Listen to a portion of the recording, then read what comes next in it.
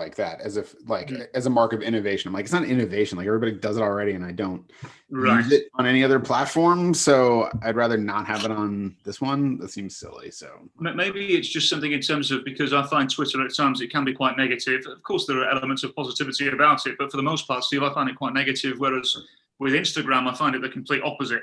Instagram is my favorite platform of them all because it forces the individual to be creative when it comes to the stories and whatnot, you know.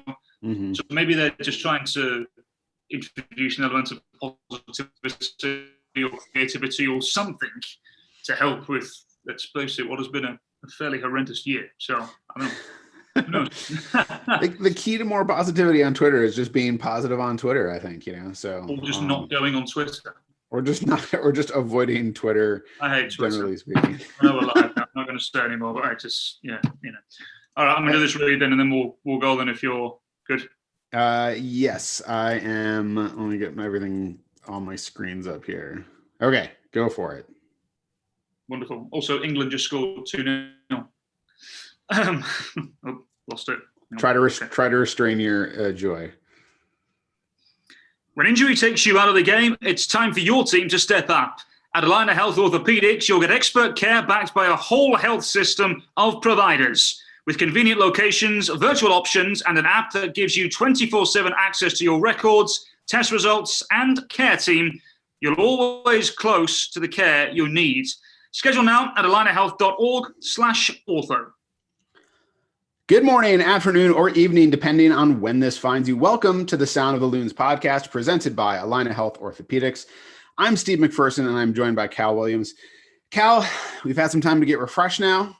Feels like a lot of time because of the pace of games we've gotten used to. And now the Audi 2020 MLS Cup playoffs are upon us, with playing games beginning Friday and Minnesota United preparing to face the Colorado Rapids at Allianz Field on Sunday at 6:30 p.m. Central Time here. But I'm going to start with a complaint. We used to record this in a room with just the two of us, sometimes joined by producer Tyson Hill. And it was audio and no one ever saw us. And now I have to get dressed to do this and I hate it. That's all I wanted to complain about.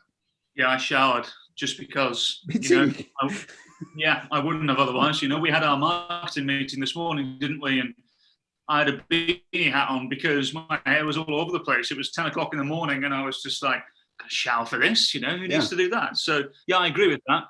Although, you know, I must admit it is quite nice to be able to have an excuse to dress up, you know, just stick something normal on as opposed to, you know, tracksuit bottoms or sweatpants, you know. But, it is slightly irritating. But, you know, hey-ho, it's better to have a reason for something than have no reason at all.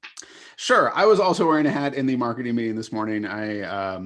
I did not shower. I had planned to work out today, and then I got sucked into work too quickly, and I didn't get away from it to work out. So instead, I just showered, which is kind of like working out. So maybe I'll try it later on, or I'll just go tomorrow morning. So I have relaxed workouts at my house now, so I don't have to go anywhere now that I've acquired some kettlebells. I've acquired some dumbbells and things like that. So I just work out here. So. Okay. Well, I was just about to ask what kind of stuff are you doing. I don't know if we're allowed to do this actually or not because of advertisement and stuff. But hey ho. What I will say, I tend to go to. Well, I guess they're a partner. So myself and my wife go to Lifetime quite a lot. We enjoy it. It's very, very good. And I've gotten very, very much into spin classes, Steve. I must admit, they are exceptional. Yeah. It's like a workout unlike anything else I've ever had. So I must admit, I do enjoy that. And there's a Monday class that myself and my wife do, which is called kind of like a kickboxing cardio type thing, which is quite good as well, because I used to be utterly useless at it. And now that I've gotten into a rhythm, it's quite enjoyable. So, anybody who's looking for a really good workout, I can't recommend Lifetime enough. It's really, really good. The classes are wonderful. Facilities are amazing. So, I'm going to go there afterwards, and I'm looking forward to a spin class this evening. There you go. This podcast also supported by Lifetime Fitness, not supported by Lifetime Fitness, but it's good. I've been a Lifetime Fitness member in my life. It's a great spot. You're also putting me to shame with your sponsor reads. I'm going to just up my game for my mid podcast reads here. You're obviously a pro at this. All right, let's move on to some soccer. Let's talk about Loons on the world stage a little bit. I wanted to touch on this. So the overview, we're going to talk about this a little more when we talk about the game coming up. 4 Minnesota United players went on international duty, and we thought that they weren't going to be available, but now MLS has announced that they're going to have charter flights for these players, so they're not leaving quarantine. They should be okay to play. So hopefully everybody comes back okay, and we can have all these players back. So it's changed the tenor of watching these international games a little bit. It's a little less bittersweet. Fine performances. I believe both Lud and Gregush had game winners this past week. Is that correct? I think they did.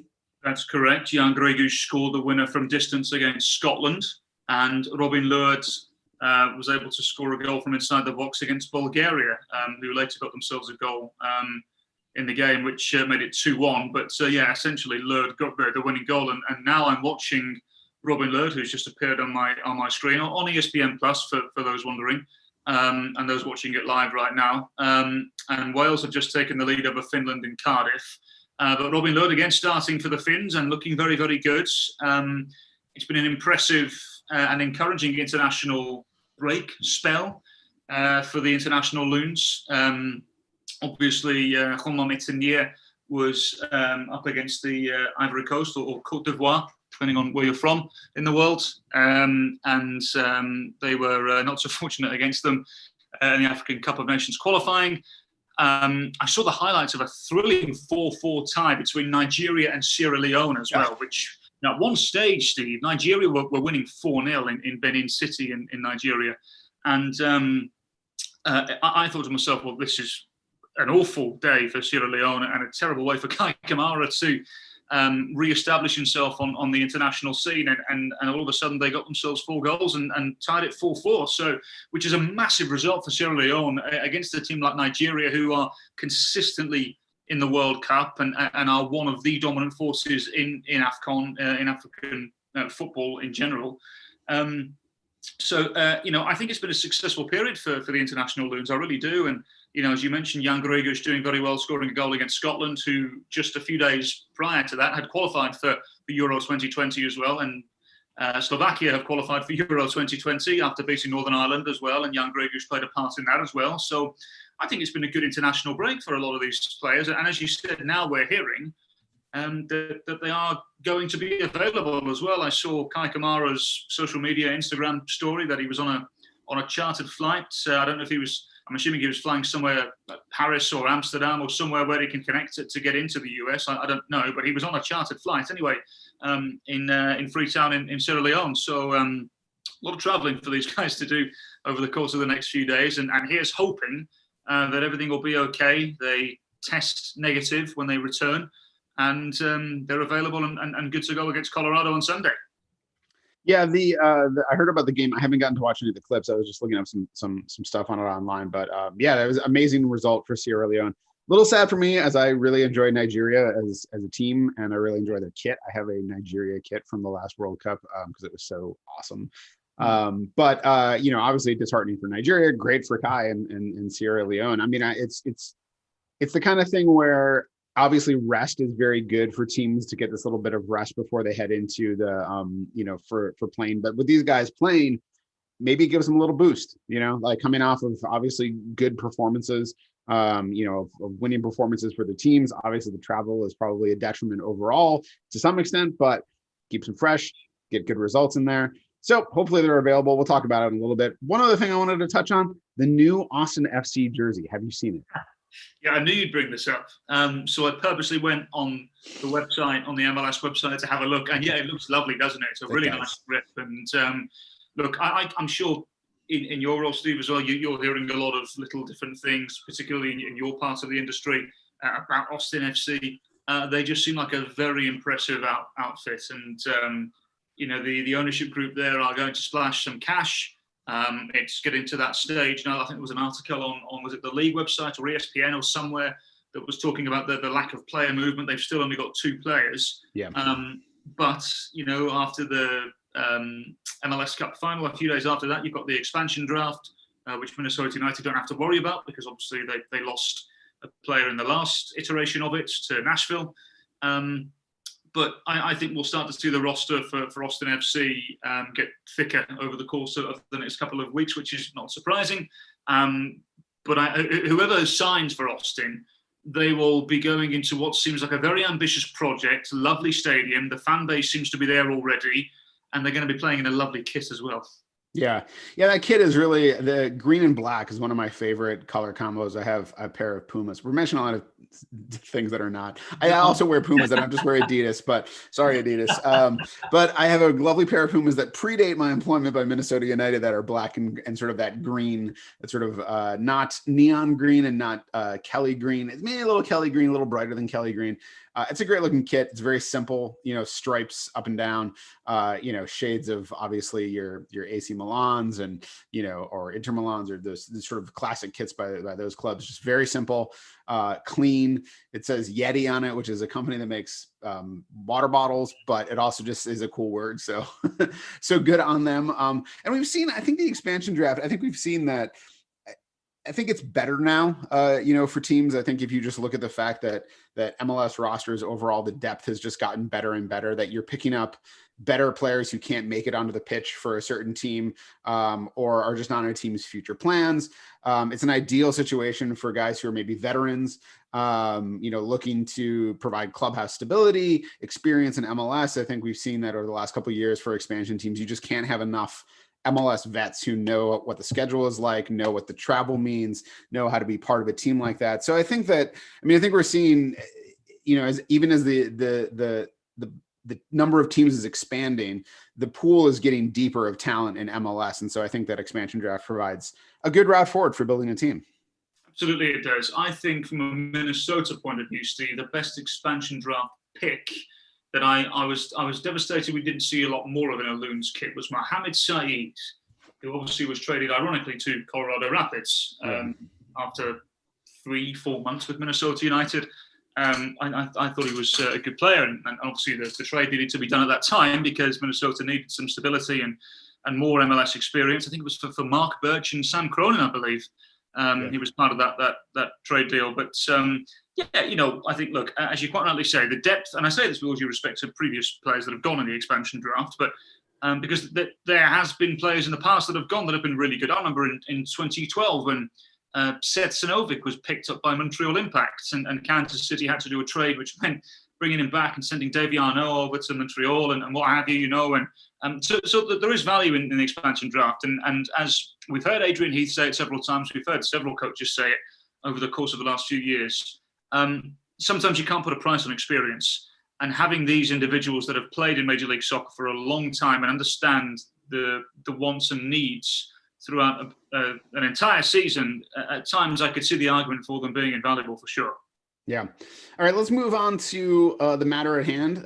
Colorado Rapids coming to Allianz Field to face Minnesota United this weekend. Obviously, we touched on it. The real game changer here is getting those international players back from Minnesota. It's sort of impossible to understate how important that is, given that along with LAFC, Minnesota United had the most players unavailable, including, to me, I feel like losing, if you were going to miss Robin Lod, that was going to be, crazy to find myself, not that I was ever a doubter of Robin Lod, but if you had said before the season that Robin Lod would be like a key goal scorer for Minnesota United, it probably would have not sounded quite right, but he's second on the team in scoring right now.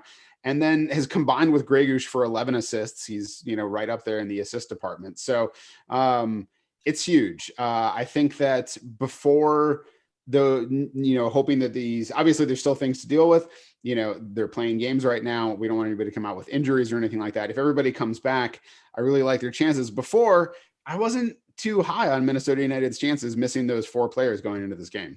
Yeah, I found myself trying to put together what I thought would be the starting 11 if 1 or 2 players would have come back from injury. And it was a big if as well that, the likes of Ozzy Alonso and Hassani Dotson, were they going to be available? Corey Hayes, was he going to be available? We didn't have any idea, really. We were hoping Michael Boxall would be available, assumed Chase Gasper would come back. But there was no real certainty about anything, really, was there, Steve? And, I think it certainly gives Minnesota United an element of stability moving forwards. We all know how important the players are that you just mentioned that are away, that will now hopefully be available. I would err on the side of caution, though, just in case, like I said, as far as I'm aware, they still have to test negative twice before they can play.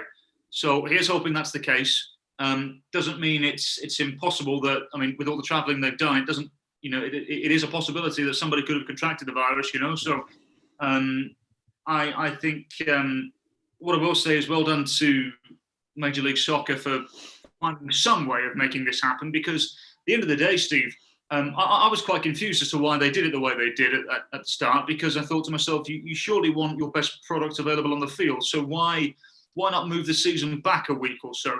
And this is me speaking purely naively. Maybe there was a legitimate reason why they couldn't do it that I'm not aware of, but I thought that would solve the initial problem, just moving the season back a week. And I know you're getting into, sort of mid to late December then, but it's 2020. You have to deal with whatever's thrown at you.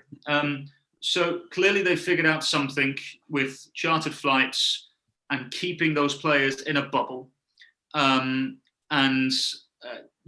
The league have to be commended for this, and especially if it ends up being as safe as what people are saying it is, then I think it's a big thumbs up to Major League Soccer for making this happen. But let's wait and see first. Let's see if it is actually completely and utterly safe. Let's hope nobody contracts the virus on their travels. Let's hope everybody's negative, and let's hope they're available for the game on Sunday. Yeah. So presuming, let's go forward talking about this as if everybody's available, because otherwise, as you said, we go down the rabbit hole of trying to speculate who can come back from injury, and it gets very far away from anything we can know for sure pretty quickly. Last game against Colorado ended 2-1 because of an own goal, and that's by Lalas Abubakar late in the game. That's the fifth one goal difference in a result between these two teams in 8 games. It's a lot of tight games. So again, I'm hopeful about a result from Minnesota United, but I don't really expect it to be pretty between these two teams. It always seems to be scrappy and feisty. Yeah, I can see that for sure. The only elements of consistency once again, Steve, and an area that I do expect to be pretty, and it may very well be the lone pretty part on the field, but it is the 3 players that operate behind whoever plays at centre forward. One would assume that'll be Kai Kamara. So again, it presents a head-scratching moment for Adrian Heath, because what does he do? Does he go with Ethan Findlay on the right-hand side? Does he go with Robin Lurd on the right-hand side, who, as we've said, as he touches the ball here for Finland, has had a very good spell with the national team, and Finland look very, very good indeed, by the way. So well done to them, and well done to Robin Lurd, who's nearly just scored there, by the way.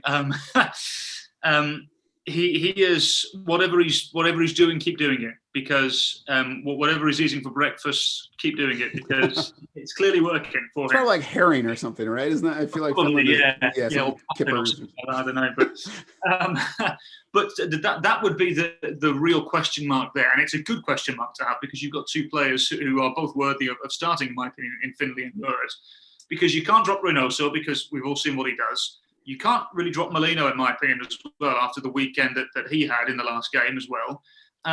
So that's the real head scratcher there. What does he do? And we've spoken about this before, Steve, as well, in the sense that Lurd and Findlay, that they offer 2 very different games, thus meaning 2 very different propositions as well. So it depends what they want to do.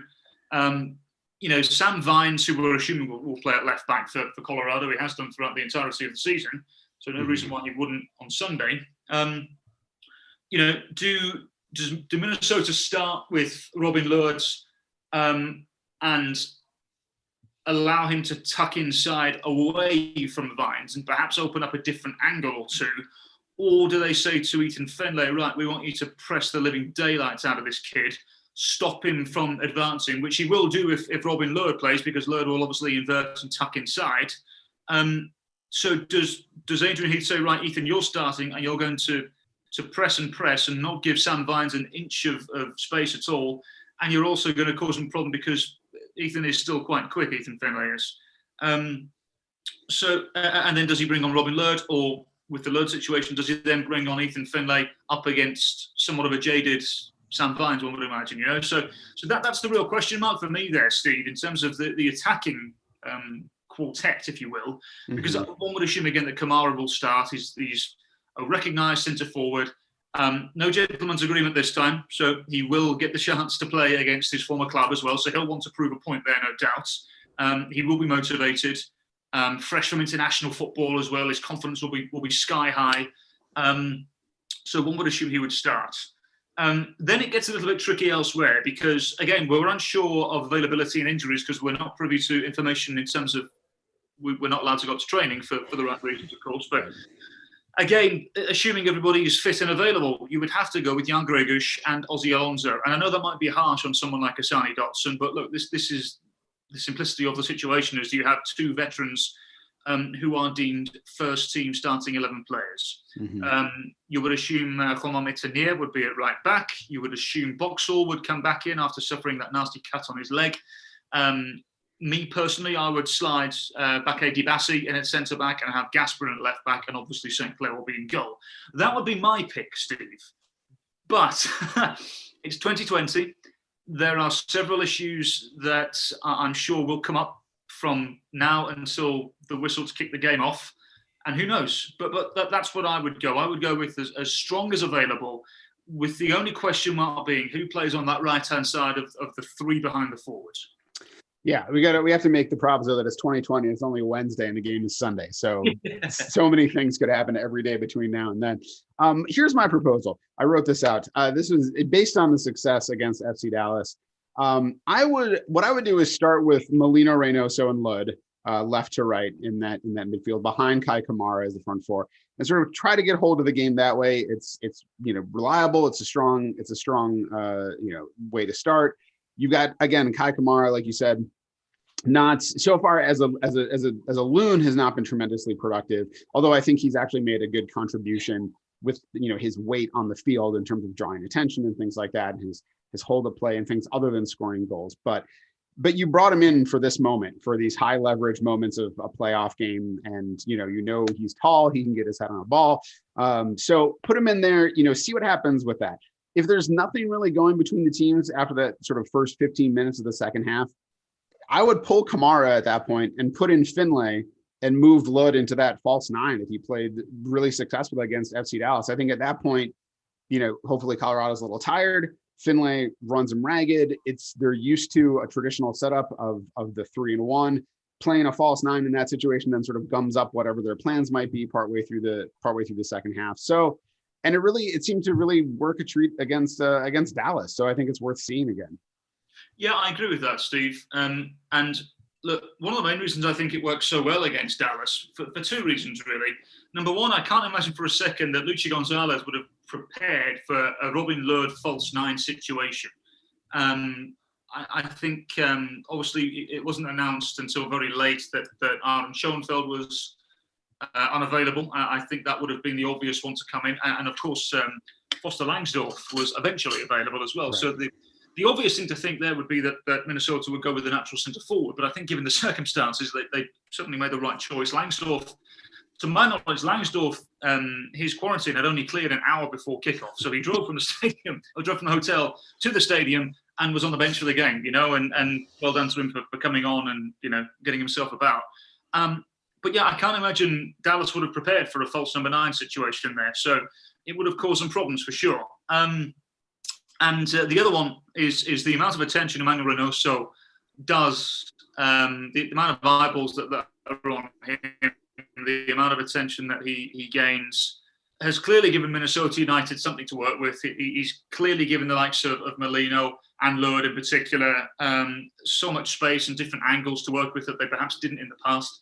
Mm-hmm. But also for me, Steve, is, and I know, again, I'm not being, I'm not exactly breaking news here, but Reynoso really, really is on a different level. And there's a reason why he was playing for a team like Boca Juniors prior to coming to Minnesota, and he's the best player the club have ever had. He really is. I have no reservations saying that whatsoever.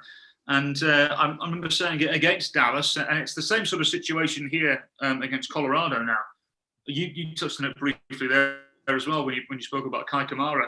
You bring in these types of players for these types of games, mm-hmm. for the big games that really matter and the must-win games, So, yeah, I can see what you're saying there, Steve. I can really see what you're saying there. The good thing is that Adrian Heath has an abundance of options, and options he didn't think he was going to have until, 24 hours ago. Yeah, Cal, I'm sure Adrian is rather thrilled with that news. I know he was not too pleased having to try to game plan for that game without those players. So another big challenge is in terms of facing Colorado. They have the second most road wins in MLS, and I believe they were 7th when decision day began, and they climbed up to 5th. This is like house money. Like, I think they're just not in the sense that they're just happy to be here, but they obviously want to win the game. But they're sort of playing in a situation in which they're going on the road where they've won some tough games this year. They leaped up. I think they're going to be loose and easy. They've got sort of, everything to play for, but like no real pressure. Like, what do you feel like is the challenge against facing a team like that? Like a team where we have Minnesota United has gotten the 4th seed for the 2nd year in a row, obviously lost to LA Galaxy in the first round last season, want to do better than that. They have this idea of, we got to better that record last season. So there's pressure. There's a little pressure on Minnesota United being the top seed at home and everything like that. What do you think they have to do to sort of, disrupt Colorado? Well, I think the biggest issue Minnesota United will run into is the momentum that Colorado have gained over the course of the last couple of weeks, Steve.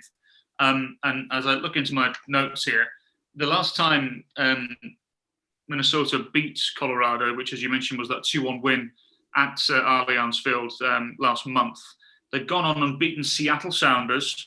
They've won away at Portland and Houston as well. These aren't easy places to go, and it's certainly not easy to beat Seattle as well. So I think they come into this with so much momentum. Plenty of form, plenty of confidence. And it was interesting, I was chatting to somebody who I know quite well at the Rapids, a couple of weeks ago, and made an interesting point, actually, that, obviously it was a worry and it was an issue and a concern when they got the COVID tests, and there were as many as, 18 people amongst the organisation that were testing positive for the virus. Yeah. That's a big problem. That's a massive problem. They came out the other end and obviously survived it and have been able to continue play when there was the suggestion at one stage that they were just going to forfeit the season. So nobody wanted that. And I think more than anything, what I latched onto was the opinion that actually, because of this little break, yes, no doubt they weren't as sharp as they could have been. We saw that in our game, and then prior to that game against Kansas City when they were thumped 4-0 as well, it was obvious they hadn't played together for a while and they were lacking a bit of sharpness and fitness. But once they regained that sharpness and fitness, Steve, actually more than anything, I think it was quite refreshing for them to come back, because it's almost like they did have a little bit of a break. And no doubt psychologically it would have been hell, because as many people as they had testing positive for the virus and stuff, it's a worry. But actually now, because of the ability to have somewhat of a break, I think a lot of players have been quite refreshed with it. And it's almost like they're starting again. And it's almost like a new breath of fresh air, really, for them. So you cannot underestimate Colorado Rapids in this game. Had we have stuck with the initial understanding that the international players weren't available, I'd said previously, Steve, that I would have preferred Minnesota to play LAFC at Allianz Field, because they would have been, as you said, without an abundance of players as well. Thank goodness that wasn't the case, because now they will be fully locked and loaded, won't they? But I would have probably said Colorado would have been the one I wouldn't want to face, because to my knowledge they've only lost Diego Rubio to international duty, and now he'll be available anyway, so that doesn't matter too much. But they will have had the chance to have been a unit and train consistently. There'll be no further COVID issues for them since the rather large one that they had to deal with several months ago. The Rapids always have this sort of underdog mentality as well, because they are in a market where, it doesn't get the attention it deserves, much like Minnesota. But I wonder, Steve, is this the first time? Is this the biggest game in Minnesota United history where they are not considered the underdog? It's possible. It just brought me back to last year where every week was the biggest game in Minnesota United history. I feel like Adrian said which was a funny stretch where like each win sort of pushed it to the next week. But yeah, I mean, even though they were home against the Galaxy playing Zlatan Ibrahimovic last year, you felt like they were not the favorites. So yeah, they are sort of playing the David role in this situation now, which is sort of an unfamiliar one for Minnesota United. It's going to be interesting to see, Cal. Like I agree with you, Colorado. I think that sort of playing with house money feeling also enhanced by the fact that probably in the midst of their COVID issues, who knew what was going to happen? Like maybe they weren't even going to be able to finish the season. Like we didn't know that it was going to go to points per game. They obviously qualified based on straight points as well by the end, but like maybe they weren't going to be able to finish the season and now they are. So it's like, it's a second lease on life. I think for my money, I think Minnesota United, I mean, and this is hardly rocket science, but you really got to come out on the front foot and just sort of make it uncomfortable for Colorado. I think you just can't let that. You got to gum it up. You got to press them on everything, play tough, tight, just make it not a fun game to play. If you let them have space, they're going to start passing. They're going to feel their oats. They've got a solid midfield combination. Like they're going to just play and they'll have fun. Don't let them have fun. Make them think about it. Make them work for it. Adrian and the team has shown an ability to play ugly when they need to, and I think this is one of those situations where, like, even if getting, I think before you were going to have those 4 guys from international duty, definitely gum it up. But even with them, I would say just make it tough and unfun for Colorado to play that game. I think the biggest thing for me here, Steve, in terms of on the field, is this is assuming Jack Price plays. You have to, if you can't stop it, you certainly have to limit the amount of times the ball gets into the feet of Jack Price, because if you look at his game from a statistical point of view, he's the one that makes the Rapids tick. He really is. I think I saw something the other day where he's got something like this campaign, his passing accuracy was something along the lines of 92% complete or something along those lines. It was a very impressive number. Yeah. And because he will sit deeper, he will dictate. They've got 2 very good wide players who have played consistently out wide in Shinya Shiki and Lewis, who can cause problems and get in behind. We know how Minnesota play with the overlapping fullbacks. That could be an issue for them. But for me, you have to stop the ball getting into the feet as much as you can of Jack Price. And so that actually brings us back to what I was saying earlier on, Steve, about I wonder in the centre of midfield. I know earlier on I said, Ozzy Alonso and Jan Greguš, one would assume that Ozzy Alonso would be more than up for the task of stopping the ball getting into the feet of Price. But we've also seen in the past Hassani Dotson do quite a good job at that. And he's obviously younger, he's fresher, he's quicker than Alonso. Obviously, Alonso reads the game better. So I wonder, is it in the mindset of the coaching staff to perhaps play Hassani Dotson in there with the mindset of, right, all you're going to do is follow Jack Price around and not let him get the ball at all. So if that's the idea, then maybe Ozzy Alonso would be the better perpetrator. Like, who knows, Steve? But the point is that you have to stop the ball getting into the feet of Jack Price, or at the very least limit it, because he is really the engine room for Colorado Rapids. Yeah, absolutely, Cal. I think that we saw particularly MLS's back tournament, Hassani Dotson playing that role of sort of advanced destroyer against Darlington Nagbe, to some success against Magnus Eriksson in San Jose. Just keeping that guy who's sort of the deep line playmaker from getting comfortable on the ball. That also comes down to, and again, that's another thing that actually both Reynoso and Ludd do very well as attacking midfielders, is be that first line of defense, switching back and taking care of guys trying to get the ball out of the back. So it's a thing that's got to work between, that midfield and then also the attacking midfield. You make those guys, again, it's as simple as making your attackers also play defense. And I think if they can do that, they can have success. I agree. Jack Price is absolutely sort of, the engine that makes that offense tick. Solid defense as well. I mean, Lawless Abubakar, I felt terrible for him. He's a great young player, doing great things out in Colorado. It's going to be, as Adrian Heath says every time, it's like it gets no easier. It's not. We know what to expect. It's not going to be any different. It's going to be a tough game, but I'm really looking forward to it. Yeah, I can't wait, Steve. And if this was a regular league fixture, I would probably suggest that the Rapids would be happy and take a point here. But obviously, it's make or break. It's do or die. So they will come here looking to be a little more expansive than they have been in the past. But also that they will need a tremendous amount of discipline as well, because you can't be as expansive as you would like to be at Allianz Field, because you will get torn apart. So I would preach patience. I think this could be, as you said, an ugly game a little earlier on. I could see that for sure. But the one bit of comfort that Minnesota will have is that they know that they've got the three players behind the centre forward that will continue to play in the form which they've played over the course of the last couple of weeks. There's no reason to think otherwise. And if they can get the ball into Emmanuel Reynoso as much as possible, which now seems to be the way they operate in transition. Yes, they still get the ball out wide from time to time, no doubt.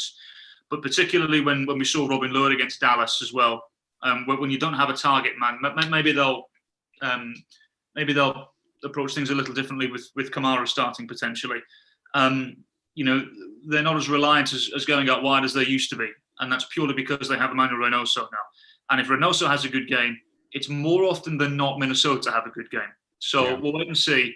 But Reynoso is absolutely vital to the cause. Yeah, absolutely. All right, we're going to take a little spin around the league after this. When injury takes you out of the game, it's time for your team to step up. At Allina Health Orthopedics, you'll get expert care backed by a whole health system of providers. With convenient locations, virtual options, and an app that gives you 24/7 access to your records, test results, and care team, you're always close to the care you need. Schedule now at allinahealth.org/ortho. All right, let's talk about, let's just sort of run down the games. We're going to run down matchups this weekend, lightning round style, not spend too much time on anything, but just sort of the games. First up is the play-in games, which happen on Friday.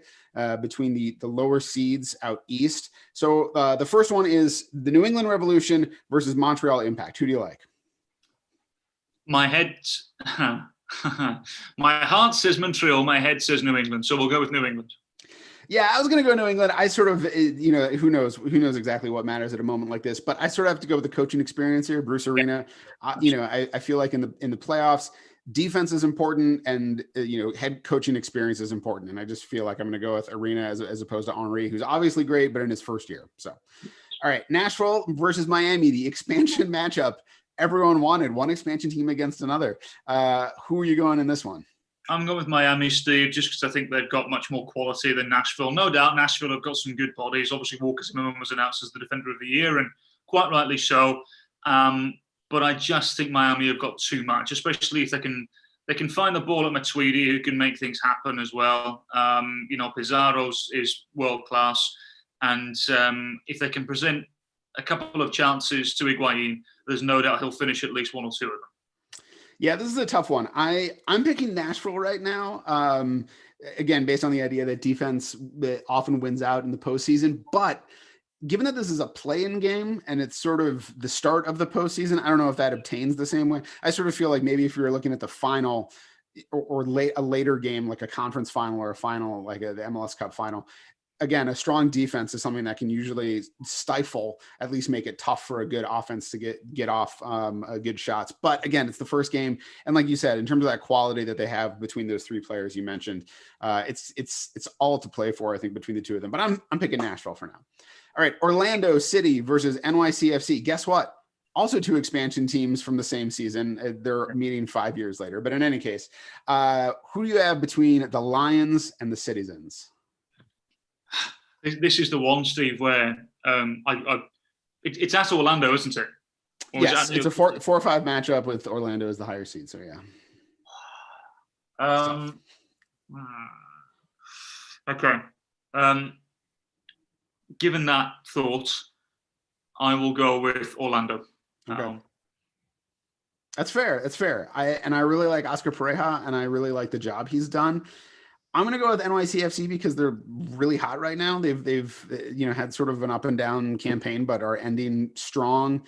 Getting a lot out of guys who they didn't get a lot out of before. Looking good. I just sort of feel like the Orlando City arc has sort of had this, rebirth. Success at the MLS's back tournament, although they did not win it. I messed that up last week. I was mixing my stuff up, but they played in the final, and have had a great season, finally made the playoffs. I just think that they're just going to crash and burn right now in this first round. I just have this feeling. So I'm picking the lower seeded team here. I'm picking NYCFC for the upset. All right. Columbus Crew versus Red Bulls. Who you got? I'm going to go with the Crew. And this is purely based on the fact that this is at Crew Stadium, isn't it? Yes. This is purely based on the fact that it's at Crew Stadium, and the Red Bulls, they are the one franchise, Steve, that you could probably identify them as the nearly men every single time, because they always get to the playoffs. They just never do much in the playoffs. Right. It's a repeat of the 2008 MLS Cup, which Columbus won by 3-1. I can see a similar scoreline for this game. Yeah, I like Columbus as well. Again, they were challenging for the Supporters Shield for a big chunk of the season. Had to deal with injuries to a bunch of key players, Zeller, Jean, Nagbe at different points, Artur, presumably with some rest, everybody healthy. Hopefully, I just think they're going to look like they did for most of the season, and they're going to beat the Red Bulls. So, all right, let's go out west. Sporting Kansas City versus San Jose Earthquakes. Who do you like? This should be Sporting Kansas City all the way, really, shouldn't it? Yeah. But such is 2020. Is this the one where there is an issue presented? I don't know.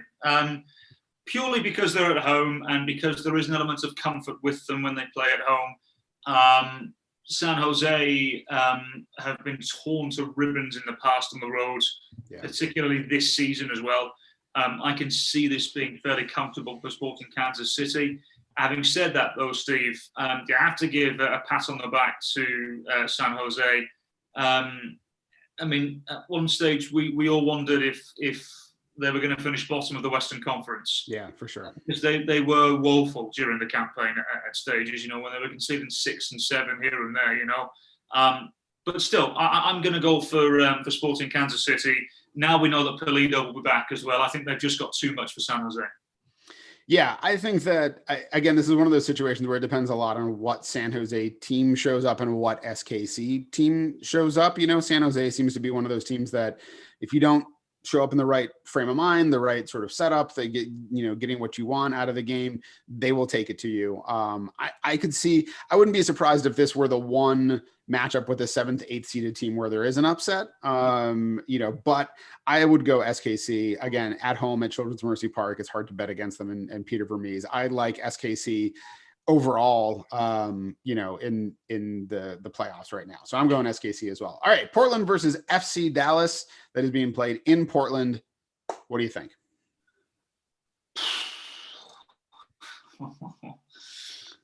This is another tricky one, isn't it? Do I go for the upset here, Steve?